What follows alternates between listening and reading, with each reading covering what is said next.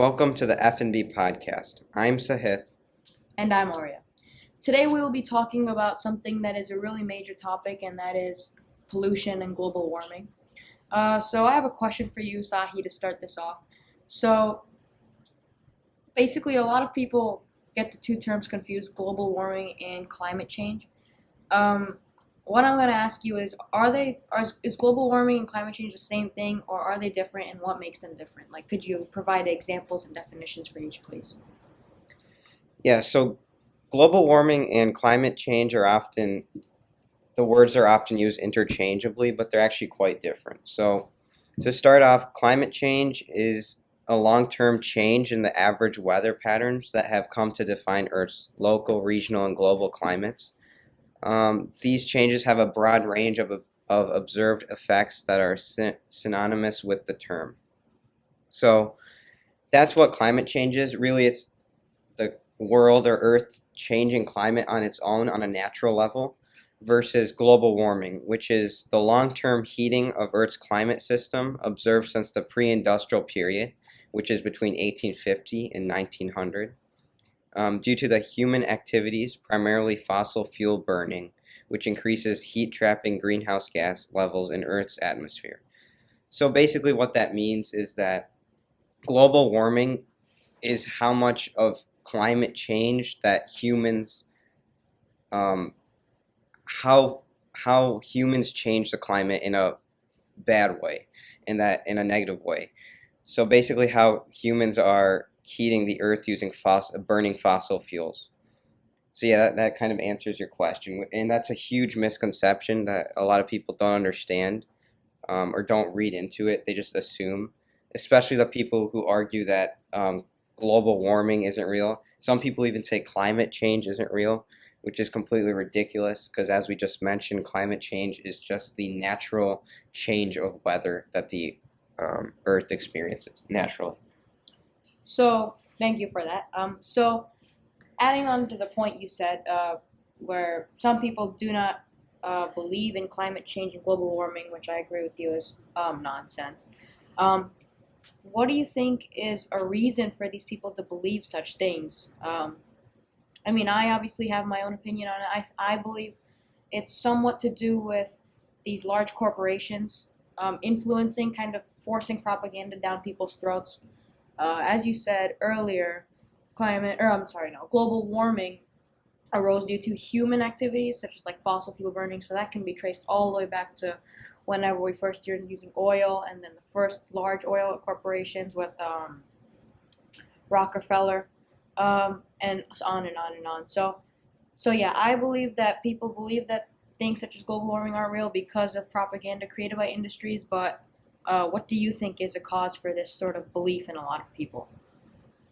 Well, first of all, they hear someone say something on TV or on Twitter or on Facebook, Instagram, or some kind of TikTok or something and people say complete garbage, like non-factual stuff, and they believe that instead of going and researching for themselves, looking at the sources, looking at the science, looking at the facts, and then coming to their own conclusion, it's a problem in a lot of different areas, not just global warming.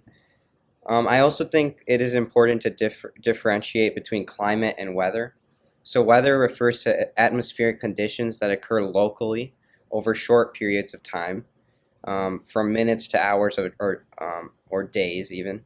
So familiar examples include rain, snow, clouds, winds, floods, or thunderstorms. While climate, on the other hand, refers to the long-term regional or even global average of temperature, humidity, and rainfall patterns over seasons, years, or decades. So there is also a bit of a difference, actually quite a lot of difference between climate and weather. So when you're talking about climate change, it's over a long period of time, and weather is just like you look at the weather to see what's happening in that day. Climate's looking at a bigger picture, like a season, year, decades.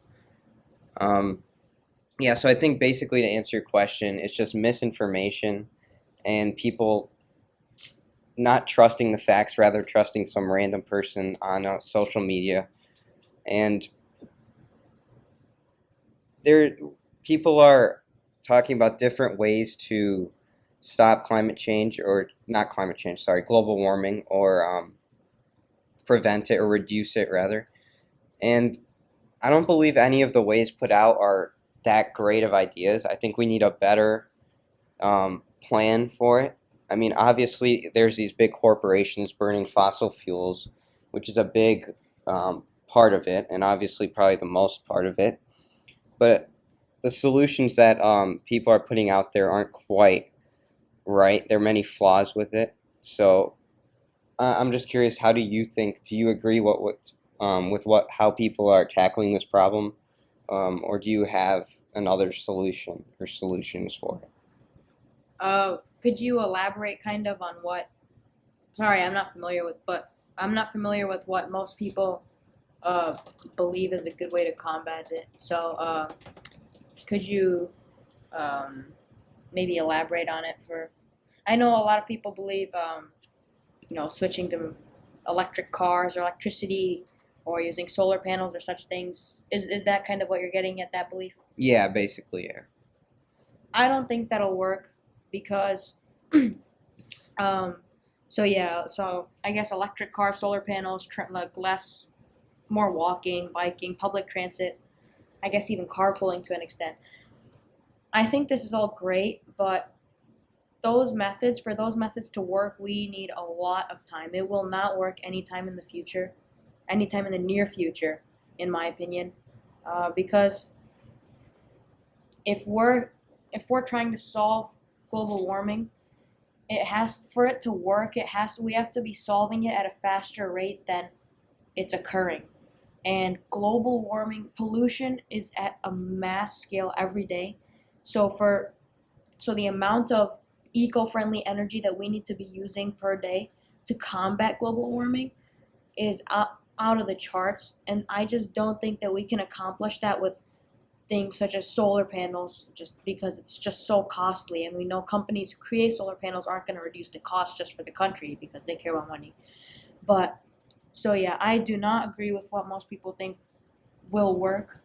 Um, well, yeah, I don't agree because I don't think we're healing at a rate fast enough to combat how we're hurting the country or the world. I believe there honestly is no solution that will really work because if we look at it in a way where we take into consideration what the corporations want, they're never going to switch to things that are eco-friendly because they rely on fossil fuels, and without using fossil fuels an entire industry of majority of the automobiles just dies. I don't think those industries are going to allow that to happen, so I just don't think the corporations are going to cooperate because at the end of the day money is really all they care about. So um, do you think the government has to get involved in this? I have my own opinion, but do you think the government has to start imposing rules that companies have to, or they have to start being more climate friendly?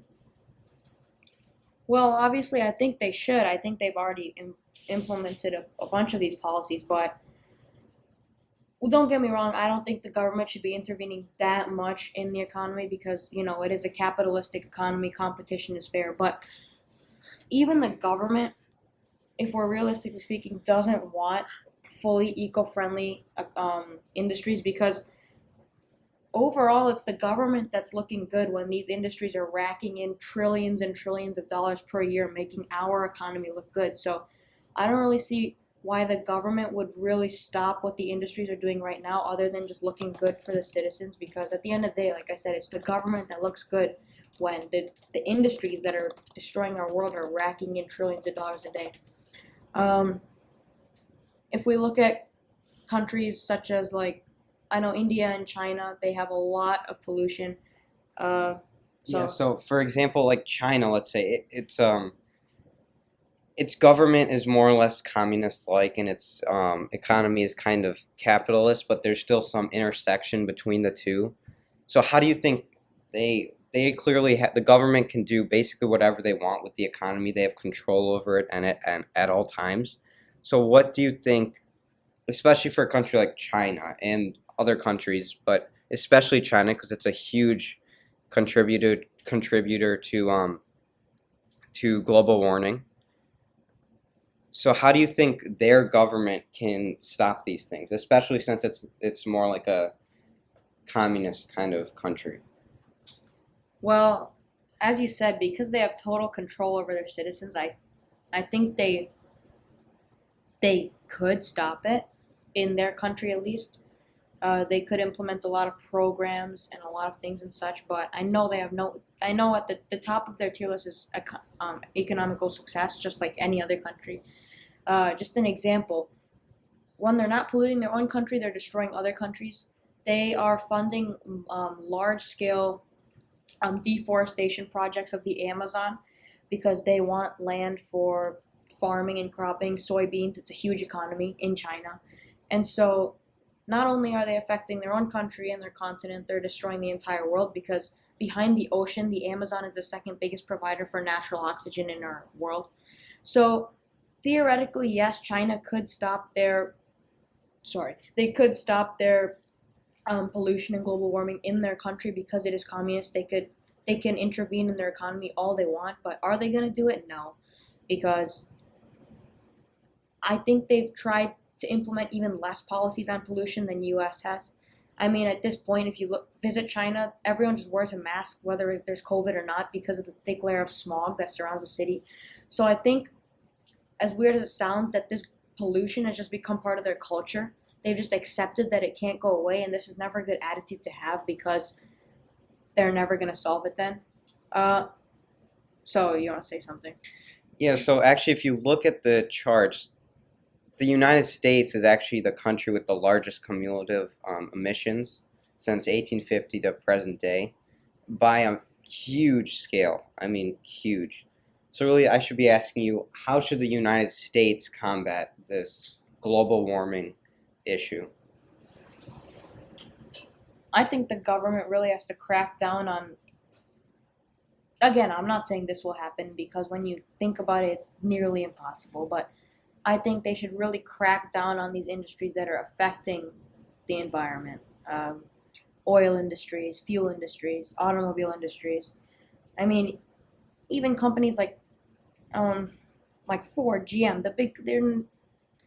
they're making some electrical cars, but it's just vast majority of the things they produce is all fossil fuel based, and I don't think that anything that the government does at this point will help anytime soon, unless they completely ditch their laissez-faire type of capitalism and they completely intervene, which I don't think will happen because, again, as I said, the government is what is profiting from all this pollution when you look at it really, because these companies, these industries such as the oil industries and automobile industries in America or any country, they're the industries that are racking in trillions of dollars for the country. So why would the government intervene? I think at the end of the day, money is at the top of everyone's priority list, and I think the welfare of Earth is sort of really low. When you look at things like Earth Day, the fact that people take their time to clean up once a year shows that things like Earth Day were created just to take our fears off of the growing destruction of our environment. I think the government imposes all these new policies and stuff for global warming every day just to make our citizens feel better about it, but I really don't think they're doing anything. So yeah, I really don't see any way to solve it. So I completely disagree. Well, not completely disagree. I agree that we should start transitioning to more electrical cars and solar panels if possible, but I really don't think it's realistic, and I really don't think people should have their hopes up on this. So is there anything you added? Yeah, I just want to put out some hard numbers out there about global warming.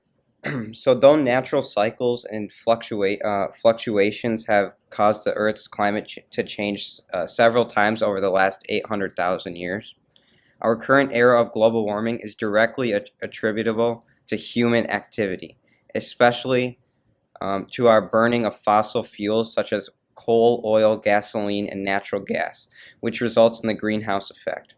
So in the United States alone, the largest source of greenhouse gases is in transportation, 29%, followed closely by electricity production, 28%, and industrial activity, 22%. Now, obviously, these numbers don't add up to 100, but there are obviously other smaller contributors to global warming, but these are the big contributors. And there's also very strong evidence for global warming. Accumulation of heat in oceans is the strongest evidence of rate of rapid global warming, and this is due to heat trapping gases released from burning fossil fuels. And within 2 decades, global temperatures are expected to go up 1.5 degrees Celsius. Now that may not seem a lot, but it actually is a huge amount. And yeah, so those are just some numbers out there. And I also agree with you that the plans put out there to encourage people to use more electricity, eat more vegetables is one of them, walk and bike to your area of where you're going instead of using automobiles that use gas. Those are effective on some level, but I think there needs to be, we haven't found something larger that could help us, and I don't know what that is either, but that's something that we need to take into consideration. And you have all these people like Greta Thunberg, or what's her name? Greta Thunberg, yeah. Okay, yeah. Advocating, saying old people are ruining this generation, all that stuff. But really, they're not imposing anything or they're not advocating for anything that's in the long term going to help us. I mean, in short term, it may slowly help us, but in the long term, we need a bigger and faster thing to stop or to reduce global warming. And just a funny little thing on Greta Thunberg. So her whole thing is how the older generation is kind of screwing us over. And a lot of people may or may not know that she supposedly sailed in, so on a completely eco-friendly boat, into the meeting. She sailed in by wind, row, or whatever. Actually, her boat was transported to the middle of the body of water by a plane that, again, used non-eco-friendly things such as fossil fuels. So it just shows that there's really no getting rid of fossil fuels. So yeah, just a little thing. So back to you, Sahib. I don't even care if they use, like, let's say she's obviously an advocate for reducing global warming, as we all should be. The thing I don't like is that she claims to have used a sail to come to, where did you say she came from? I'm not sure where the conference or anything took place, but she was seen sailing into the conference, so on a boat that didn't use any fossil fuel. Okay, so did she claim that she also sailed in specifically? Did she claim that? She did. To prove a point, she told everyone how she sailed in, and she did not have any mention of the plane that actually transported her boat. Yeah, so that's my problem with it. That you claim that you came only on a sailboat or whatever boat it was, something that didn't use fossil fuels, and then you actually don't. You have a plane come and help you bring the boat at a certain location. That's what I don't like, and that just shows the incompetence and the lying that these people, the hypocrisy that they tell you to start biking to work, and then they come on their fancy little plane all the way in the middle of the ocean, then claim they're being so eco-friendly. So yeah, that's another topic. But yeah, so I just threw out some hard numbers out there, and in Antarctica, there's a lot of ice glaciers melting, and it's disrupting the whole ecosystem of the animals there, and that contributes a lot to global warming and also climate change, but mostly because of global warming. So yeah, that's another problem, the ecosystems of animals. And I also have to add to that the pollution with plastic. So about 9% of all plastic ever made has likely been recycled. That's actually considered the statistic of the year. So yeah, 9%, only 9% is recycled. The rest is thrown, and a lot of it is thrown onto the shores of many bodies of water, which is terrible. And as we know, and a lot of people know, that leads to fish or animals in the ocean dying. So yeah, you actually have something to say about that, right, Arya? So yeah, so as you mentioned, Sahi, the plastic obviously is a huge factor to destroying our ecosystems. I'm trying to pull up a fact here. So, some 18 billion pounds of plastic flows into ocean every year. And this is just overwhelmingly bad because 18 billion pounds of just, when you think of plastic, it's not a dense material. When you think of how much it takes to be 18 billion pounds, it just really puts it into scale. Um, so there was recently, not recently, but there was a documentary called Seaspiracy. It's on Netflix. It's a great watch. It really revealed the truth about how much our ocean is being damaged and how fast of a rate we are accelerating towards an Earth without nature. Um, as we know, the ocean is a huge part of our lives, not just because, I don't know, it's aesthetically pleasing or whatever people like to do with the ocean. It actually creates more oxygen than the Amazon rainforest for this planet. So when you look at it that way, it is the leading cause of, behind trees as a general, it is the leading cause of creation of oxygen in our world. And a little fact on this, it's not really related, but the oxygen does come from whales mostly when the whales are going up and releasing their oxygen as they do. Anyway, so the fact that plastic is in the oceans is bad and all, but I think this is not the main reason. It is a really big reason. Sorry, it is one of the main reasons, but there is also another huge reason for why our oceans are just dying. That is why, often overlooked. That is Yeah. often overlooked. It's often overlooked a lot, and it's also a reason that, because if the oceans are dying, our planet's dying. But anyway, it's also a reason that our oceans are dying, and it is overfishing. Overfishing happens on a large scale. I mean, every single day these companies go out. These companies that supply the fish that you eat on your table, unless you catch it wild, I don't know. But these companies that supply fish on your table every day are overfishing at unreasonable rates. I mean, they are killing fish at incredible rates that should not be practiced at all. And it's not just fish, it's sharks. There's a whole shark industry because of shark fin soup, you know.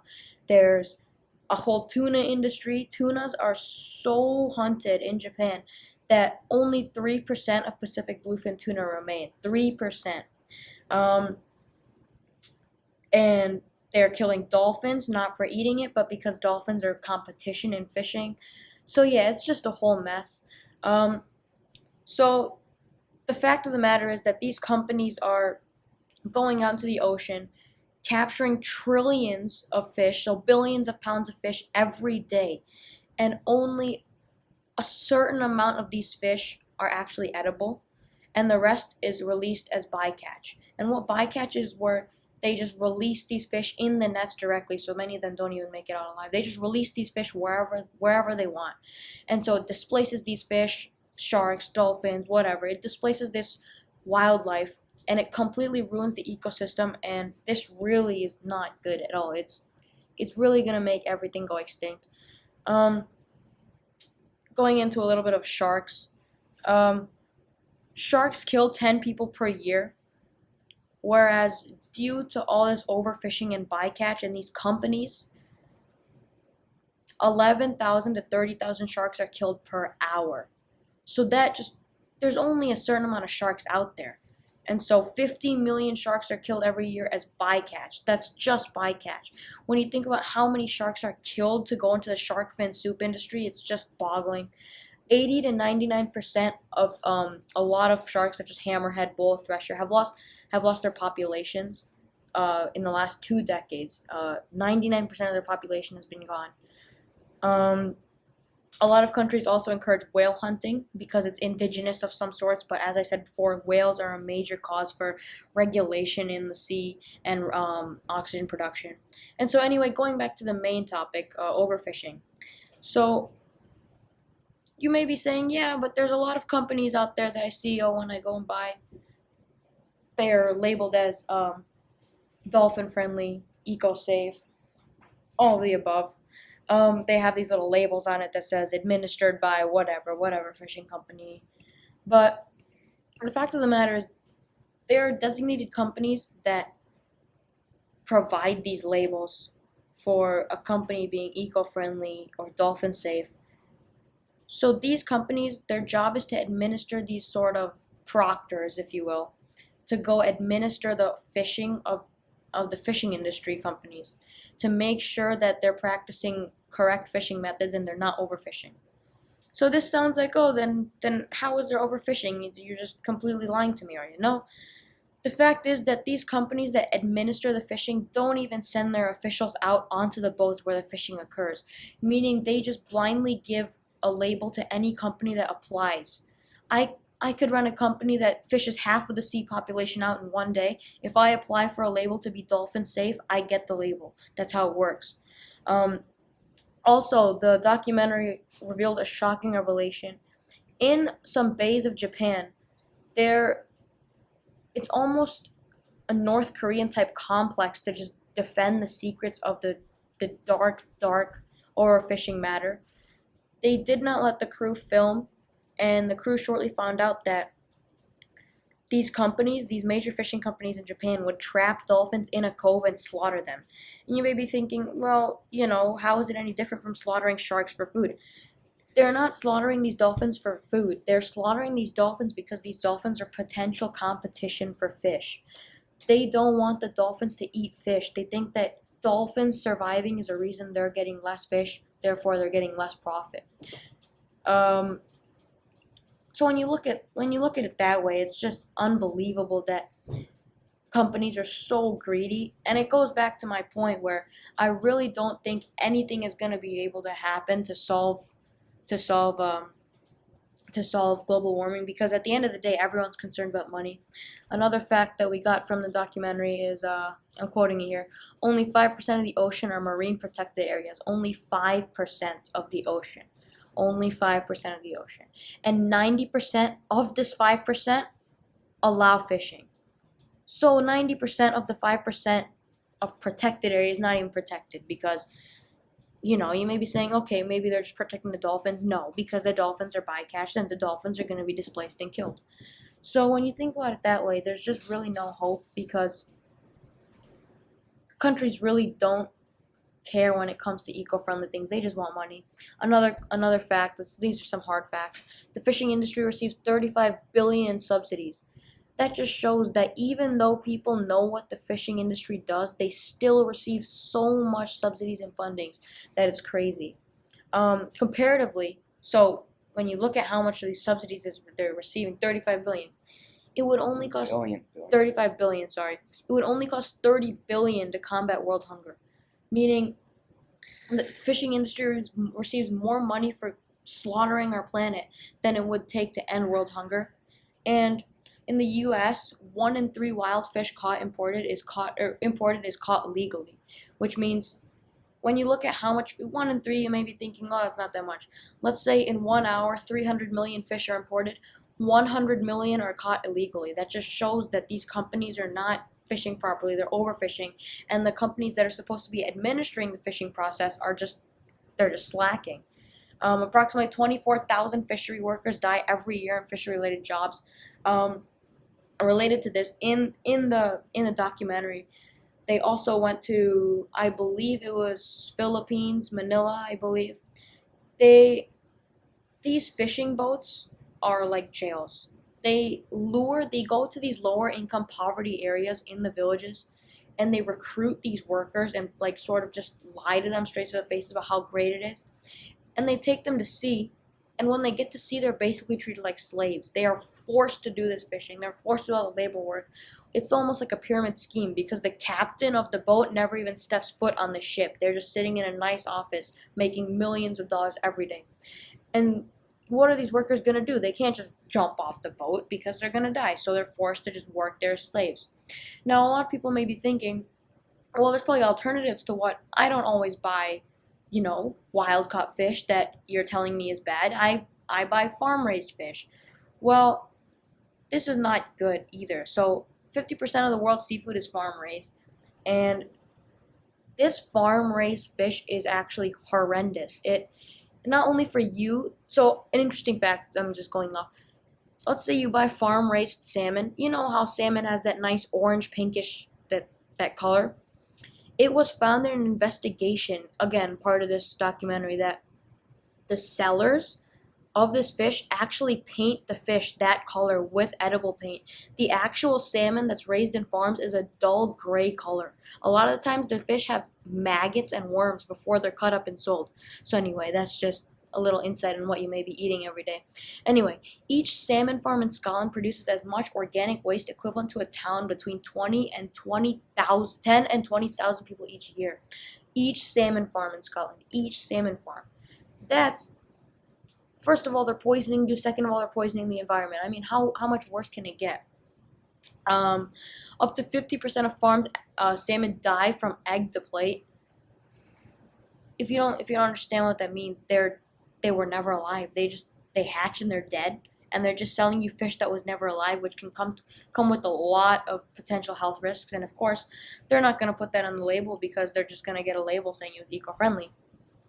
Farmed fish can get anemia, lice, infestations, infectious diseases, and heart diseases. Again, it's passing it on to you. As we see, the paint that's actually added to these salmon is called astaxanthin. I'm sorry if I pronounced it wrong, but that is the paint that is added, and it's not good for you either. 38% of the mangrove deforestation is caused by shrimp farming. Again, if it's not for fossil fuels, it's going to be for the sea.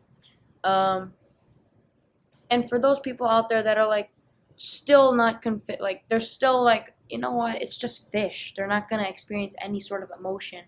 They're just dumb creatures. Fish can actually experience pain and fear. So that is what's hard to grasp. If you're fishing properly and killing a fish humanely, like you're fishing what you only need and you're just killing a fish humanely, okay, I understand. But overfishing and these fishing boats, just the amount of fear and pain these fish must be going through is out of this world. Again, these fish that they fish contain heavy metals, mercury, dioxins, plastic compounds, and PCBs. That's just going back to the effect of plastic. And again, you're eating this fish, so just I hope you know that. And because of this bycatch, the relocation, it creates dead zones in the ocean where there's no fish, and an ocean without fish is just water. So it kills all the plant life and everything. There's overpopulation of plankton in these areas, and fish don't actually make omega-3 fatty acids. It's algae. So if you think you're getting omega-3 fatty acids when eating a fish, no, you're just getting cancer. Anyway, so I think that you solve the fuel problem, and you're left with a bigger problem. I don't see any way to combat the fishing industry because the companies that are so-called combating it, that are government administered, by the way, so it's not like the government can intervene because they are technically already intervening. These government administered companies are just taking bribes, essentially. So I really don't see any way to solve this issue of overfishing and the pollution in the sea. Do you see any way potentially of solving it, Zahi? Well, I'm not actually. Well, as you said, it's government. These what do you call it? The people who regulate the how legal, I guess you could say, this fishing thing is run by the government. So obviously there's some corruption going on. What you said, they take bribes, or like just these government people are too lazy? It's not bribes, but when you look at it in the long run, it almost is, because any company that applies for a label means these administering companies are going to make automatic money if they just give them a label. So they're just giving them a label to get money. They're not actually doing their job. So essentially, it is a bribe. Literally, no, it's not a bribe. Yeah, so basically they're just lazy people. Yes. So I think one of the solutions is, obviously this information has to be more wide. More people have to know about it.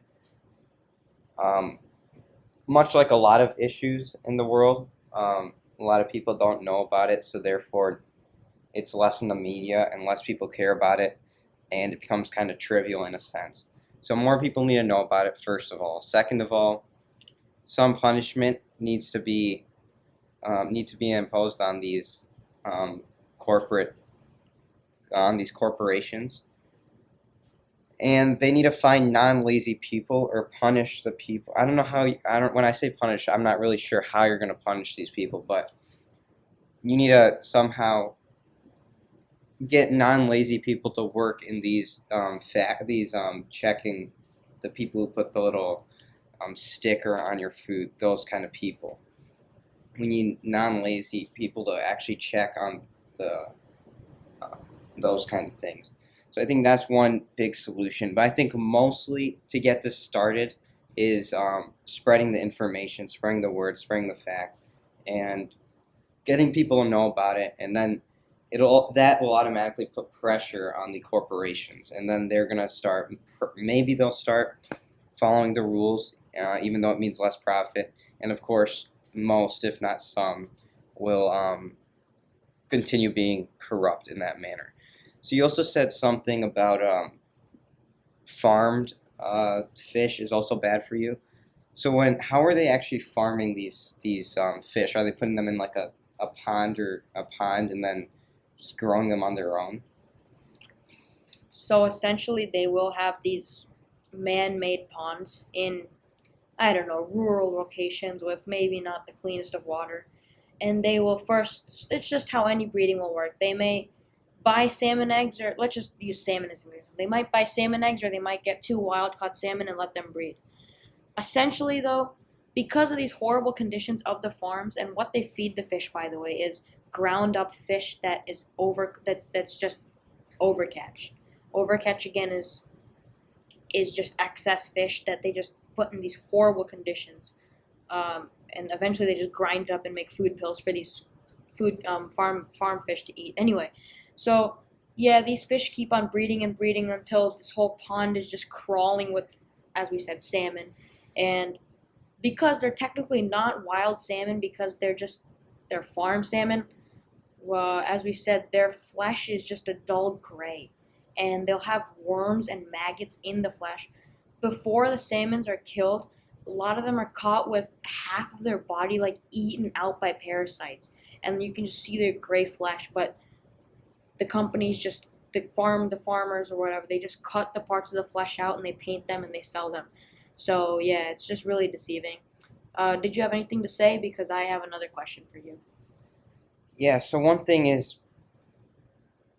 how are we going to get these people who do not believe in these facts to start getting them to believe in the facts?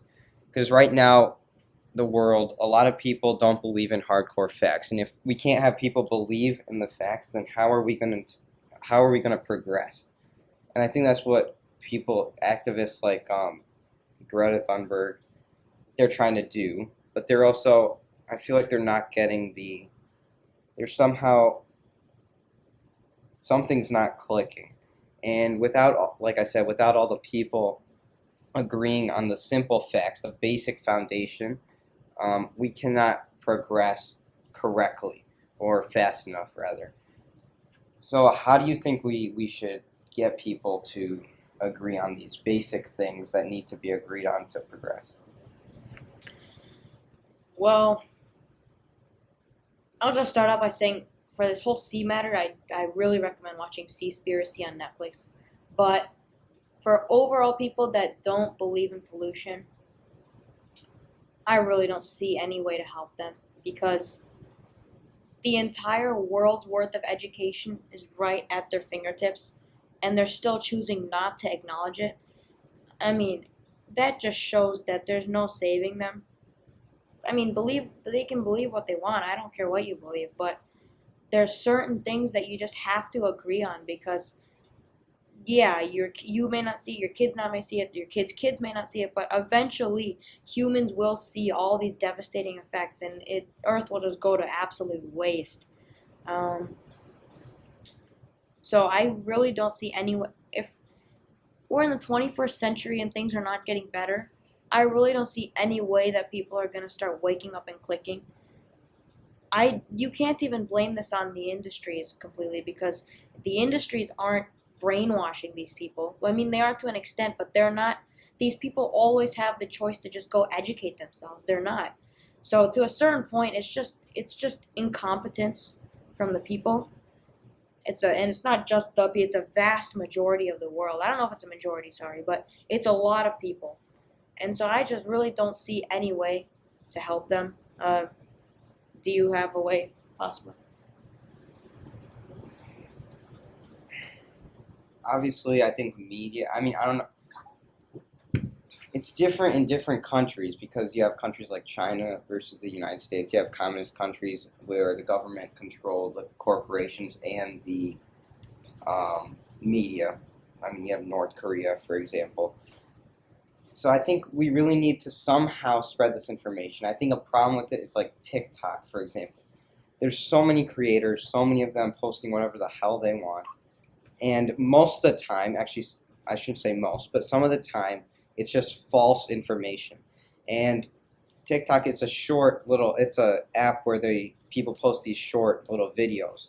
So generally when people are on TikTok, they're just scrolling through it, and they're too lazy to actually fact check what the person has said on TikTok. So they'll listen to like a 10-second clip or like a 15-second clip of some guy saying that global warming is just some liberal made up garbage. And then they're like, okay, and then they absorb that information, and they're too lazy to exit the app and go fact check it and look at the actual sources.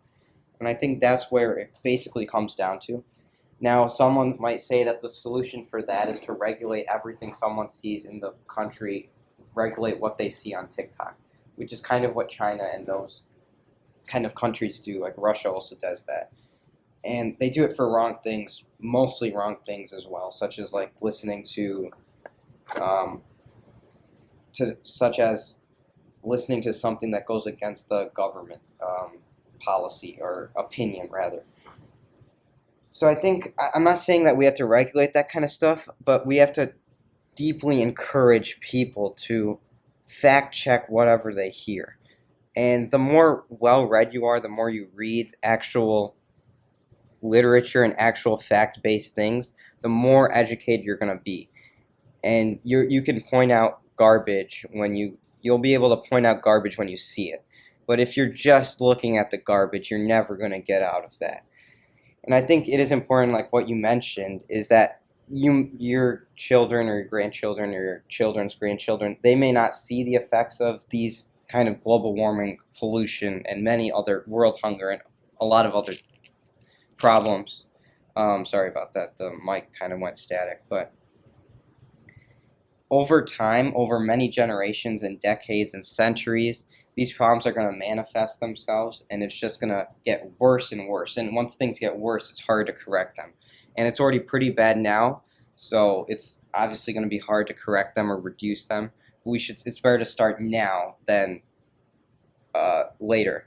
And to those people who still don't believe in global warming, for example, I would say to them, okay, let's say you don't believe it. You just, why believe it? I just don't believe it. Let's say that people are saying that. To them, I say, well, why don't you just act as if it is real, and then act upon that just in case that it is real, even though we know it's real, but you don't care to believe that it's real. Why don't you just act as if it is real, so that just in case it is? So why not, us humans, act as if global change is global climate change, or rather global warming, is real? Why not we just act as if it is, then just deny it, and then even though it is real, I have to make that very clear, because some people just don't understand. So why so so why not just act as if it is real, is basically what I'm saying. What do you have to lose by acting as if it is real? Yeah, so you had a question for me, you said? Yeah, I was just gonna ask you how you think you could diagnose the issue of these people who don't refuse to accept it, but you pretty much answered it. I would also say there's no other way but just telling them to just act if it was real. Just be precautious. So that'll wrap it up on this episode of FMB Podcast. Yeah, so basically the take-home message is that try to educate people who do not believe in facts, and also global warming is real. For those of you who still do not believe it, don't believe it, I don't know what to say to you. Just act as if it is real, I guess. But yeah, so the take-home message is keep spreading the information, the good information, not misinformation. And we, as a civilization and community and society, will eventually get there. So yeah, I think that wraps it up for this episode. We hope you join us next time.